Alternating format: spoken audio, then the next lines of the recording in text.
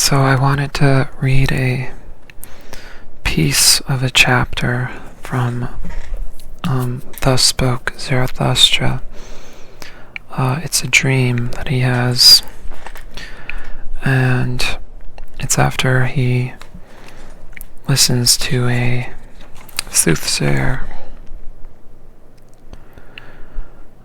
which says, "All is empty, all is same, all has been," basically, and he has this dream. "Listen to the dream which I dreamed, my friends, and help me guess its meaning. This dream is still a riddle to me. Its meaning is concealed in it, and imprisoned, and does not yet soar above it with unfettered wings. I had turned my back on all life, thus I dreamed. I had become a night watchman, and a guardian of tombs upon the lonely mountain castle of death.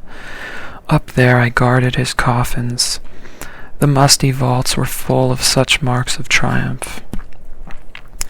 Life that had been overcome looked at me out of glass coffins. I breathed the odor of dusty eternities. Sultry and dusty lay my soul, and who could have aired his soul there? The brightness of midnight was always about me. Loneliness crouched next to it, and as a third death rattle silenced the worst of my friends. I had keys, the rustiest of all keys, and I knew how to use them to open the most creaking vault gates. Like a wickedly angry croaking, the sound ran through the long corridors. When the gate's wings moved, fiendishly cried this bird, ferocious at being awakened. Yet still more terrible and heart-constricting was the moment when silence returned and it grew quiet about me, and I sat alone in this treacherous silence.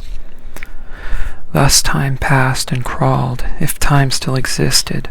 How should I know? But eventually that happened which awakened me. Thrice strokes struck at the gate like thunder.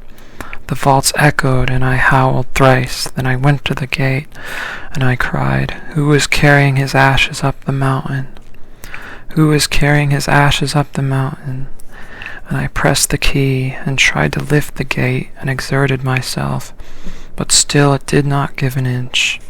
Then a roaring wind tore its wings apart. Whistling, shrilling, and piercing, it cast up a black coffin before me. And amid the roaring and whistling and shrilling, and the coffin burst and spewed out 1,000-fold laughter. And from 1,000 grimaces of children, angels, owls, fools, and butterflies, it laughed and mocked and roared at me.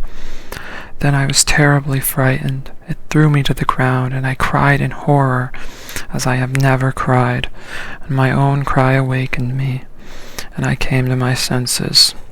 Thus Zarathustra told his dream, and then became silent. So that was it for the dream. Anyway, I kept reading that a lot recently, and it really touched me.